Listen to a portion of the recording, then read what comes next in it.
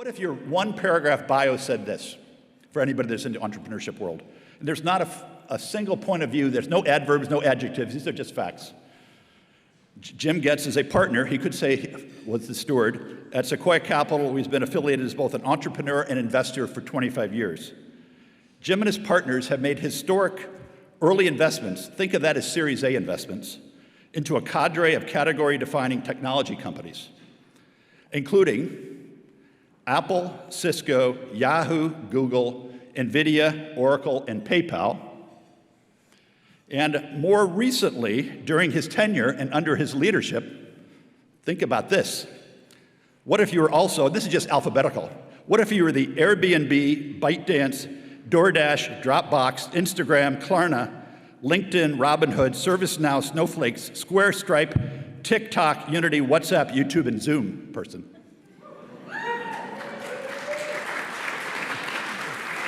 By the way, those companies have been transformed from fledgling entrepreneurs into institutional household names, now exceeding $6 trillion in total market cap with a T. I'm not used to the T word. The B was new a few years ago, 6 trillion. And Jim has remarkably been ranked on the Forbes Midas list, which ranks for having the Midas touch of the top 100 venture capitalists. He occupied the top spot, #1, 5 years in a row. And Business Insider simply declared, Jim Goetz is Silicon Valley's new god. Please give a warm Northwest Arkansas to Jim Goetz.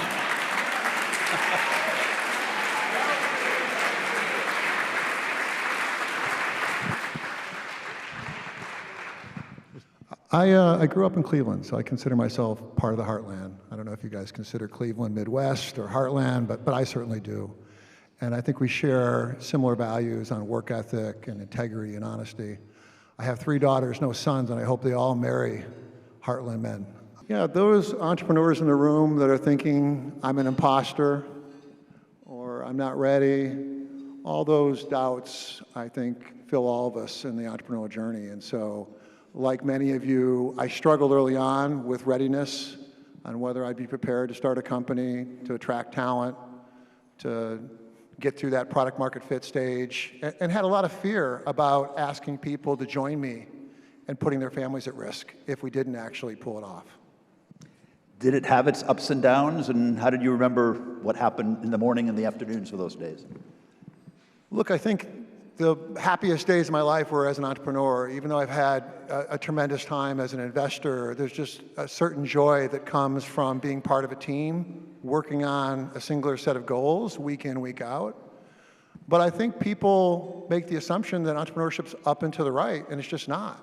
There are dark days, crucible moments, and those are the defining elements of entrepreneurship. And as you look back on your journey, you're going to look fondly on those struggles because they really define entrepreneurship.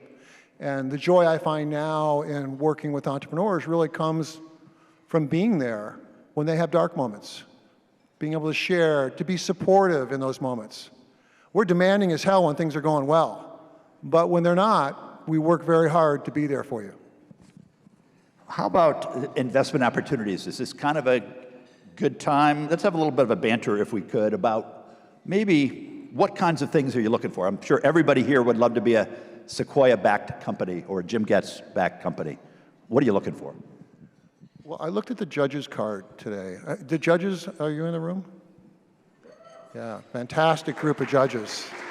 And by the way, I saw them huddling on who was going to win, and it looked a lot like a Sequoia partner meeting, a little less emotion.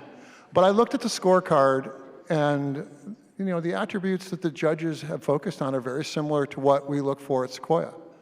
We're looking for authenticity, domain expertise. We want to believe that you can drive clarity of vision. That's not only to drive customers or adoption, but it's also to help you recruit world-class talent. We look for magnet qualities. We want to witness a team that could pull together a world-class organization over time. And I also think we're looking for some intangibles like grit and ambition. But it's pretty clear that the groups that were in the contest over the course of today and tomorrow reflect many of those attributes. You've talked to me before about unknown underdogs. You love underdogs. Maybe talk a little bit about that. Well, we have a famous one right here in front of me, Phil, from Evernote. But when we initially intersect with these founders, whether it's Steve Jobs or Larry Ellison or Larry Page, they're unknowns. They're like some of us in the room. They're underdogs. And I think when we look at these legendary founders that we're often affiliated with, we make these assumptions around their attributes and skill set. But in almost all cases, at the time of our intersection, they were unknowns. In fact, we're unlikely to back you a second time if you were successful the first time. We're far more likely to back you in a second company or a third company if you failed earlier. And so unknown underdogs are some of the key attributes we look for in identifying an entrepreneur we're jazzed to back. And I also remember, Jim, you were not negotiating on price. You just wanted to be basically, if you could, own 20 to 25% and just get moving. Yeah, we don't like to talk about this publicly, but we don't think of ourselves as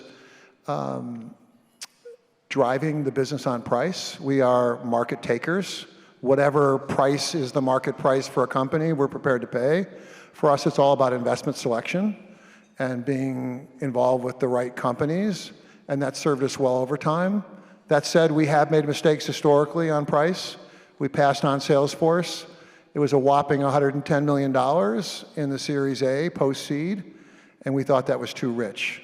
I don't know what the market cap is today, but I think it's north of $100 billion. So talk about how you do team with founders. I have a pretty good first-hand experience, but share how does your firm like to partner with people once you're now on their side of the table as a investment partner on the board, et cetera? I mean, we view our role as consigliere. It's an Italian term. There's a lot of Italian nomenclature inside the partnership. We'll talk about that later. But the goal is to be the disinterested uncle that's there when you're in trouble. We want the phone call in your dark moments. And we try to establish trust and intimacy early on and build a consigliere relationship. When things are going well, we work very hard on demanding greatness. But that intimacy gives us a view into your soul as an entrepreneur, your strengths and your weaknesses. And we work hard to embellish your culture, your executive team, your board, in a way that reflects your authentic personality and skill set. And so every one of our companies are bespoke in the way we think about teaming with them, helping them build out the team. Every culture is unique and often a reflection of the founder. And we recognize that our role is really artisan. We're not here to run a Sequoia formula against your company. We're here to help you deliver a culture and leadership team that reflects your values, your skills, your weaknesses. And it's served us very well for 50 years. And although I'd like to take credit, it was really Don Valentine in the very early days of the firm that wanted the partners to be authentic because he wanted the partners to recognize they were going to need to bite their tongue and learn how to work with all types of founders. Current state of the market as well. What inning are we in? How do you think of it? How should we think about it right now? Public markets have been cut in half, a lot of things going on. So how does Sequoia look at the world right now from an investment perspective?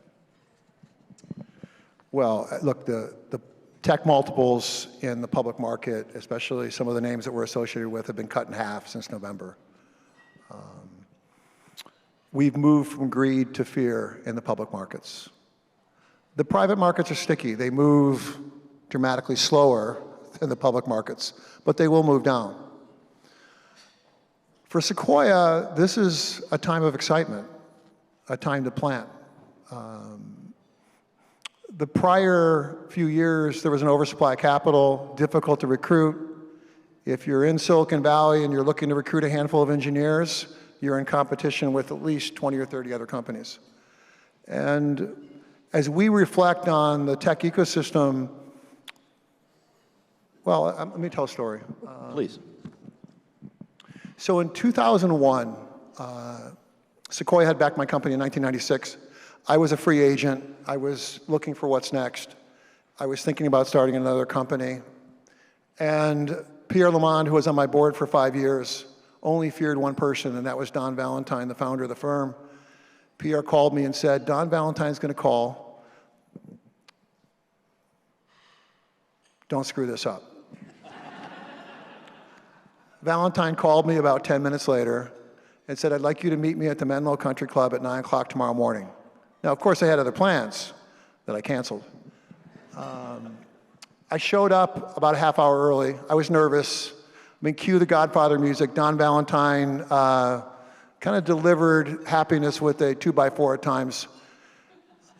An attendant came up to my window and said, why are you here? And I'm here to meet Don Valentine. He's already inside waiting for you. So I already felt late when I walked up to the table. I had, at the time, signaled to Pierre I wasn't interested in becoming a venture capitalist and that I had planned to start another company because the dot-com crash had occurred, the run-up in 98 and 99, and all the money was made, and I wasn't interested in becoming an investor. And Don proceeded to give me an education on what he called verrückt, which is crazy in German, but that's the period of excess that we've just witnessed in tech over the last 4 or 5 years. It's the time to harvest. And I just assumed that it was all over. And Don walked me back in time to the 1960s and the Nifty 50 and the 1972 crash, to the early days of the PC and Lotus and the 84 crash. And then we talked a bit more about .com. And Don explained to me that the best time to invest was not during the verrückt period, where greed was in the air and there was an oversupply of capital, but during the correction, where there was an undersupply of capital and there was fear, easier to recruit, more focus. The debauchery that we've witnessed in our portfolio for the last few years with excess, gone. And so that economic cycle typically takes 12 to 14 years in tech, and it's repeated now for almost 50 years. By the way, I stole a few slides from your executive assistant, I think that was used at one of our events. Can we, is there some Sequoia slides that we might show?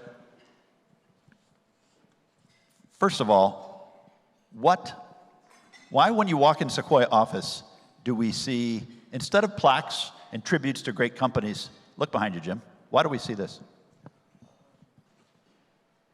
And what's the significance of this? Look, at Sequoia, I think we work hard on recognizing that we're only as good as our next investment, and it's incredibly important that we focus on the next set of entrepreneurs.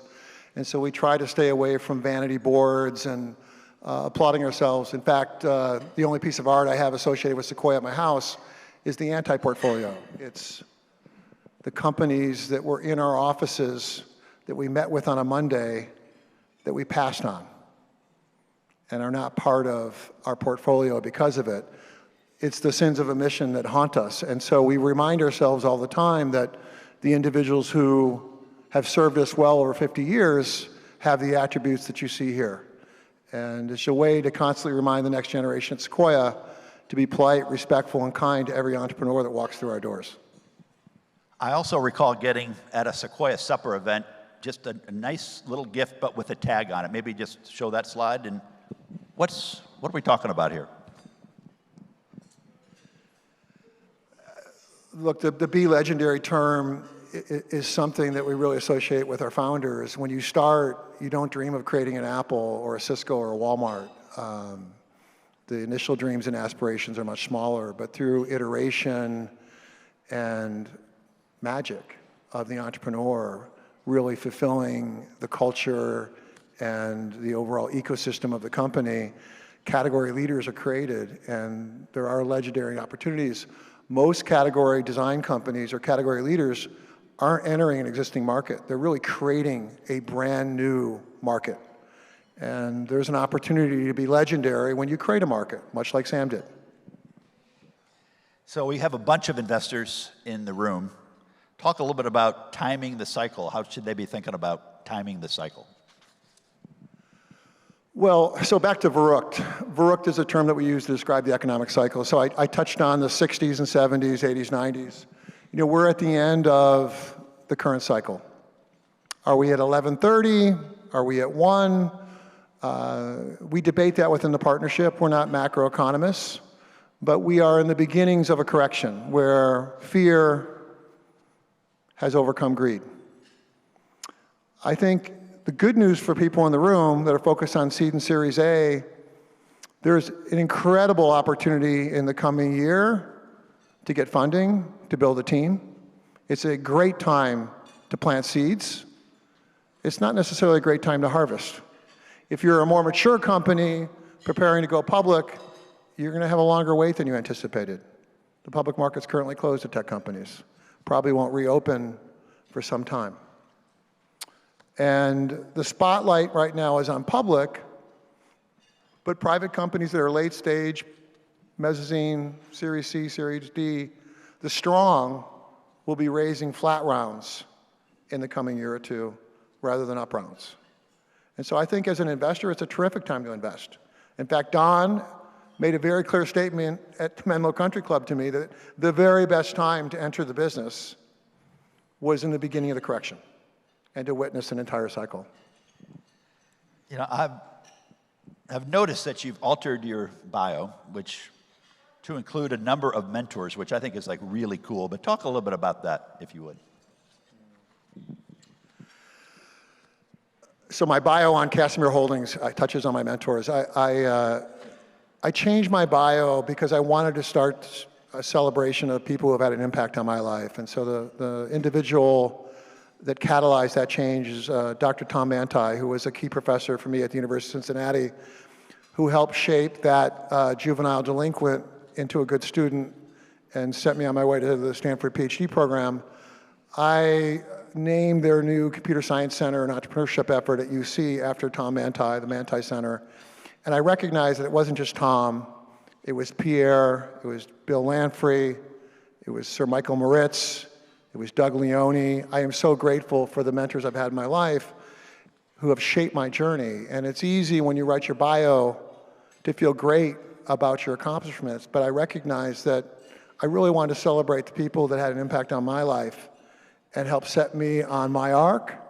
And it just can't be underestimated, the impact that mentors have. And I'm thrilled to see that the judges in almost all cases represent mentors. And I look at the ecosystem here in Bentonville, and I want in on venture funds and startups in this ecosystem because I think you guys have the beginnings of a very compelling environment here in Bentonville.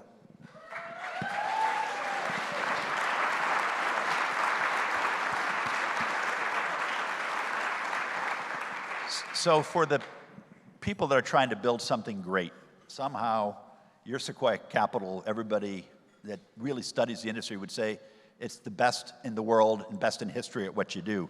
In fact, 27% of the NASDAQ 100 market cap are companies Sequoia has backed, 27% of the NASDAQ 100. What has made your place so incredibly special? Well, there's a number of elements, but I'd first start with Charles Darwin. I mean, it's not the strongest or the highest IQ in the species that survives, it's the most adaptable. And I think Sequoia has built a culture in a multi-generational way where we embrace change, and we've reinvented ourselves almost every few years over the course of the last 50. And I think that, maybe more than any other attribute, has set us apart from many of the names on Sand Hill Road that have been fishing in that same pond over the last 50 years. It's rare for a partnership to go beyond one generation, and at this point in time, Sequoia's navigated 3. And we are pretty confident that we've moved out of partnership status and into institutional status, but it's truly a willingness to embrace stewardship and recognize that it's an apprentice business and that the more senior people in the partnership need to be spending the vast majority of their time and energy developing the next generation. And so it's a joy to watch that continue. And as long as that magic is part of our culture, I think Sequoia is going to be in a wonderful spot. Talk a little bit about, in a fast-paced culture that we live in, how much time do you or your partners take to make critical decisions? What have you learned about decision-making in terms of how much you need to know before you go for something really important? Well, look, we're in the business of taking risk. Our typical investment will spend less than a week as a partnership. But when we decide to move into a position where we're going to take a Monday meeting, the entire partnership, including the most senior partners, engage in the due diligence process. And so we will launch 50, 100 calls into our network in a very targeted way. All of that information gets pulled together on Friday night or Saturday morning. It gets published in a memo on Saturday afternoon and is read by the entire investment group on Sunday. Monday for us is like the Olympic finals. We want people rested. Sunday's not a day off, it's a work day at Sequoia. But Monday we take the time to listen very carefully, once again to the entrepreneurs, with the benefit of an investment memo and a great deal of due diligence, and we make the decisions that day. We don't defer them for another week, and we work very hard to create an environment where if you have a dissenting opinion, it's shared. We talk about obligation of dissent.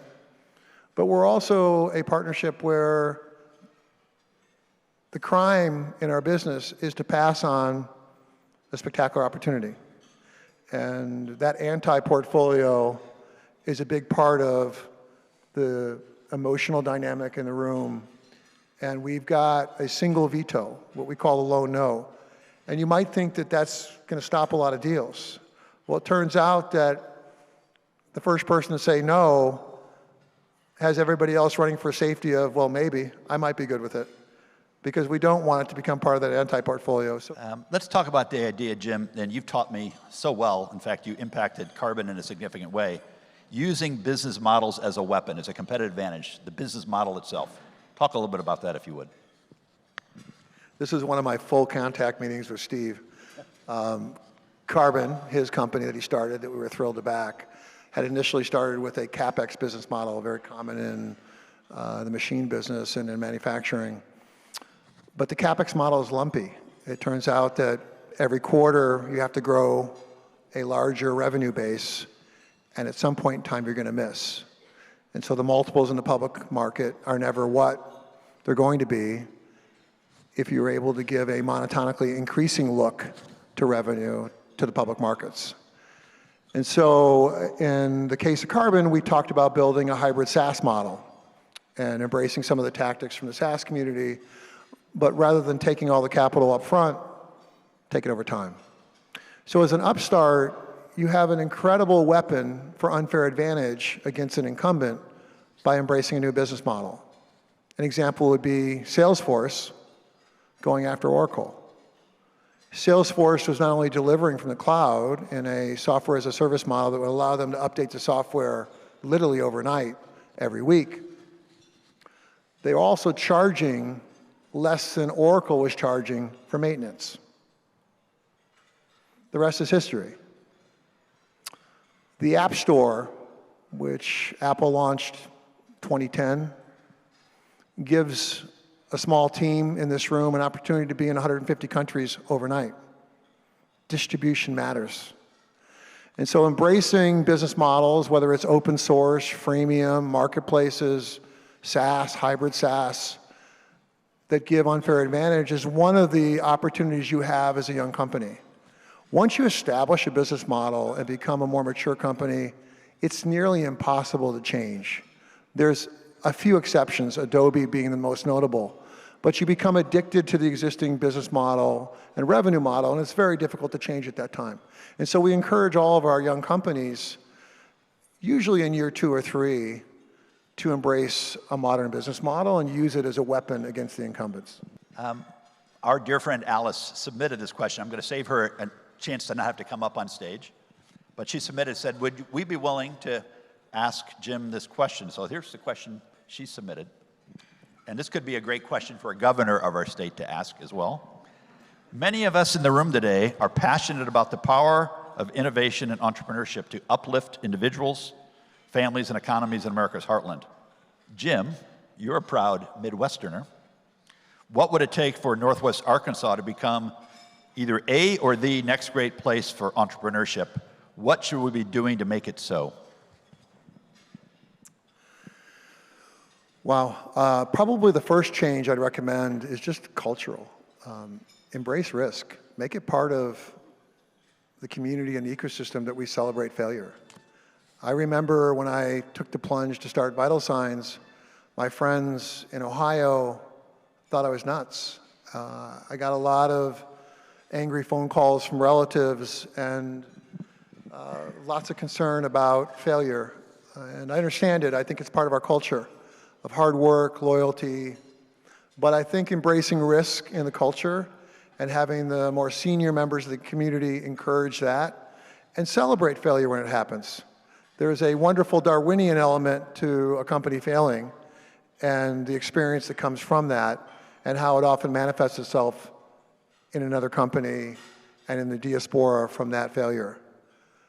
I'd say the second thing that I've witnessed a number of places do is outlaw non-competes. People should be free to move from company to company. In California, there are no non-competes, certainly none that are enforceable. I don't know what the laws are here in Arkansas, but I'd encourage you to do that. And look, the pandemic has just changed work. And so many of our best engineers in Silicon Valley are no longer living in Silicon Valley. Bentonville and what has happened here is nothing short of incredible. The restaurants, the retail, the cost of living, the vibe, the kindness of the people, independent of the ass whoopings. You guys have a really unique opportunity to go and recruit some of the best and brightest engineers and entrepreneurial talent out of the two coasts.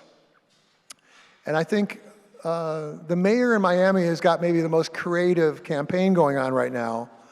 There are billboards all up and down 101 in Silicon Valley. And they read, tired of cost of living in San Francisco? Tired of crime? Interested in moving to Miami? His Instagram, Mayor Suarez, DM me. That campaign has rocked the valley because people in the pandemic have decided they're going to pick up and move their families to a place that they want to raise their kids. And it used to be, prior to the pandemic, those elite engineers were going to be on one of the coasts. It's where you needed to be. That's no longer true. And so I think for Austin, for Bentonville, for Miami, and for other cities that want to build a tech community and embrace entrepreneurship, it's a spectacular time. I think the diaspora that's marching out of the valley would shock you. My guess is we have 65, 70% of the valley talent still intact, but 30, 35% of the families associated with our engineering community have decamped. You've also been on the board, a STEAM member of the board, Palo Alto Networks, now Intel. How do great companies stay great? How do they transition to try to stay great? And you've been involved with all kinds over the last 20 years. Look, when you're a category leader, one of the challenges with hegemony in the case of Intel is that you can get comfortable. And so rather than talk about staying great, Intel's a company that is in wartime. It's a great company that had a 50-year run.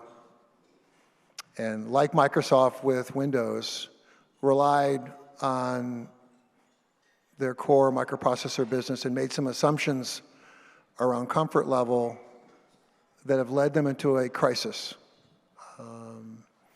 And so I think monopoly status has wonderful attributes, but if you're not constantly reinventing yourself, you will not remain the market or category leader.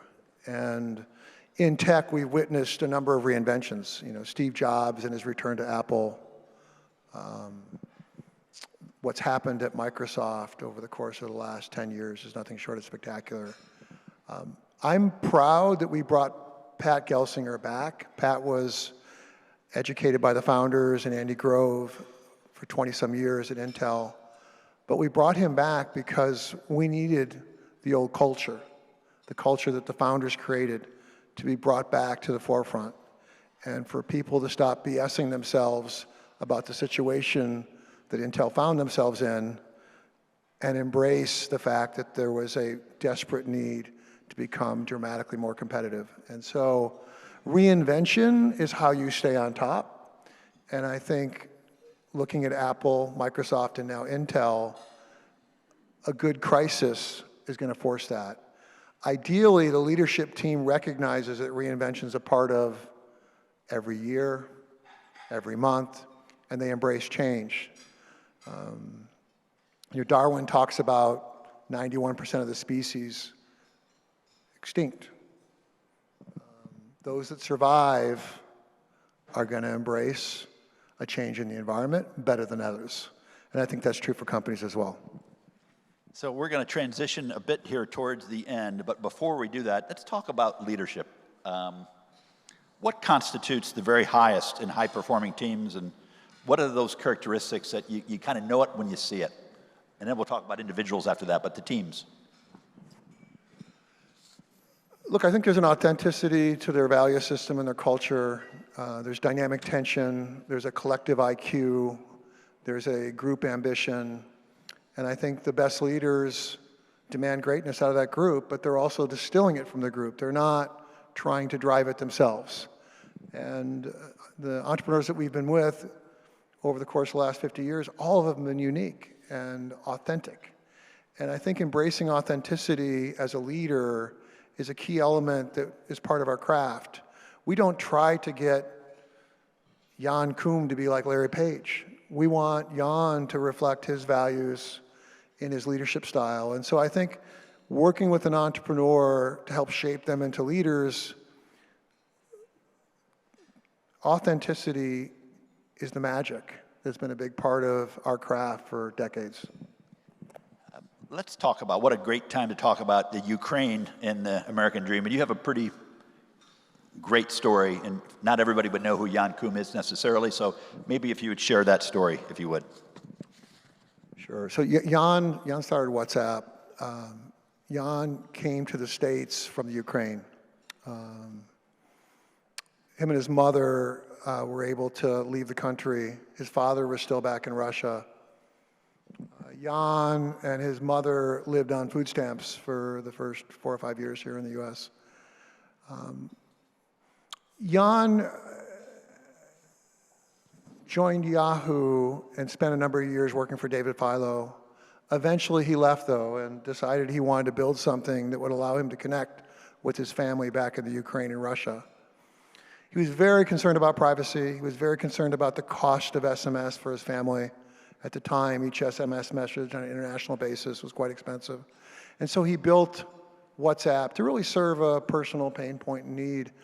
I never understood his focus on encryption and privacy, but I think the war in Ukraine and some of the dynamics with Russia, the harmonics are now in the air.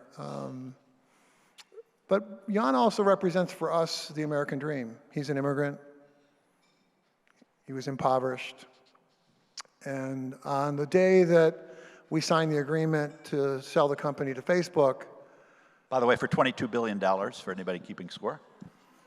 In stock.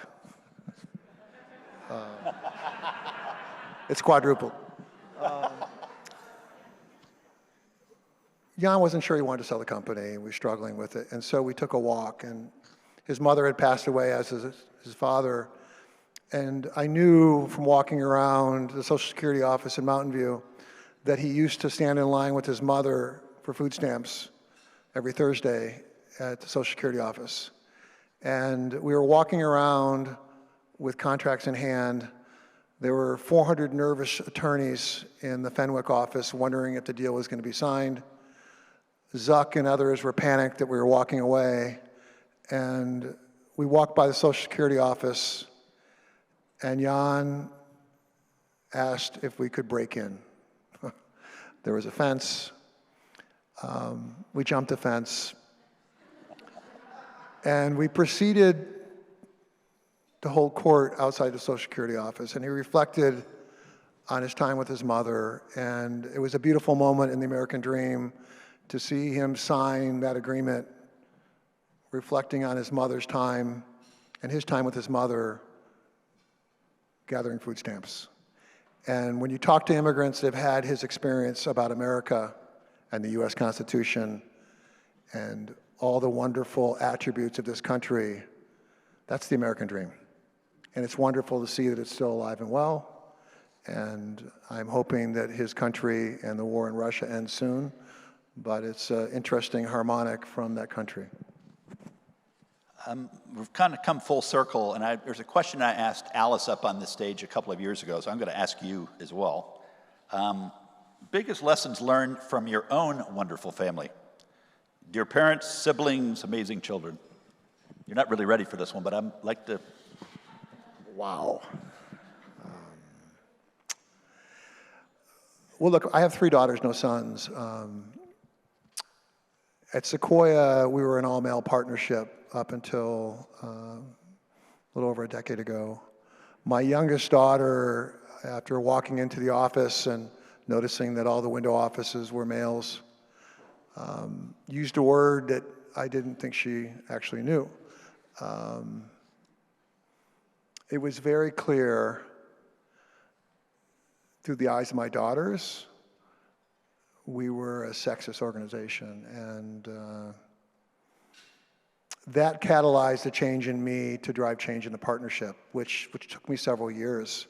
But I'm now proud to say that, you know, we're on our way to a 50-50 ratio at Sequoia across the investor base. But I think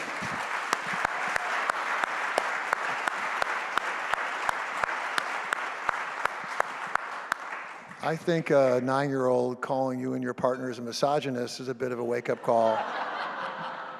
So I'm grateful for that lesson and seeing life through the eyes of my daughters. So in full wrap-up here, final parting words, advice, words of wisdom that you would want to share with everybody in this room. Well, look, to the entrepreneurs in the room, or the budding entrepreneurs, or those that are thinking that they're preparing to become an entrepreneur, take the plunge. I don't think you'll find more joy professionally than embracing entrepreneurship. And whether you succeed or fail initially, it does not matter. You're going to learn orders of magnitude more in that failure than you will in some corporate job for one of these Fortune 100 companies in the area. Sorry.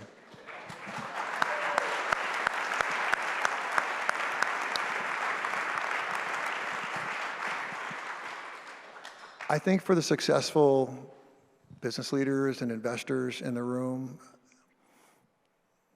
I encourage you to invest in Bentonville, to not get drawn to either coast. There's an oversupply of capital there. I think you have a cocktail of majestic proportions here in Bentonville, and you really are sitting on the cusp of an opportunity to build an entrepreneurial ecosystem, one that truly embraces tech, not just what I'll call the real economy. I think you have 20, 30,000 engineers at Walmart alone. I'm sure 5-10% would like to leave and join a startup. Don't worry, the dividend's still going to come.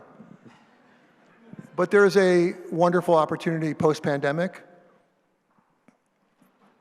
to create gravity around Bentonville and bring the best and brightest into your world. And I'll be spending more time here in the coming year. I'll be here for the US Constitution. And I plan on being here for the Up Ventures conference, which I think is coming up in the next few months. How about a warm thank you to Jim Goetz, please?